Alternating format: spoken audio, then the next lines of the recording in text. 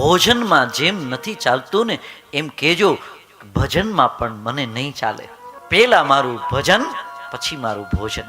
ઘણાને એવો નિયમ હશે, પેલા ભગવાનની કંઈક માળા કરી લે, ઉઠી પેલા તો પથારીમાં ઉઠે એટલે સીધે સીધા ભાગવાનું નહીં હો. મોડું થઈ ગયું ભાગો. સવારમાં પથારીમાં ઉઠો ને ત્યારે આપણી સવાર કેવી થતી? કરાગ્રે વસતે લક્ષ્મી કરમૂલે સરસ્વતી કર મધ્યે તુ ગોવિંદ પ્રભાતે કર દર્શનમ. એવું બોલી પછી માથા પર હાથ મૂકતા હો, ધરતીને વંદન કરતા. એનો દી હારો જાય કે ન જાય? કયો જી? જાય જ ને.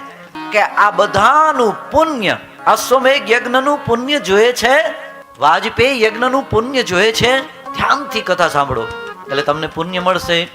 અને પાછું એમ કીધું, જે વ્યક્તિ ભાગવતના શ્લોકને અર્થની સાથે વાંચે, સમજે, એટલે તમે જો એક એક શ્લોકના આપણે અર્થ કરીએ છીએ, કારણ કે આમાં કીધું છે, તો એ વ્યક્તિના, યાદ રાખજો, કરોડ જન્મના, એક નહીં હો, બે નહીં, તો કરોડ જન્મના પાપ નાશ થઈ જાય હો.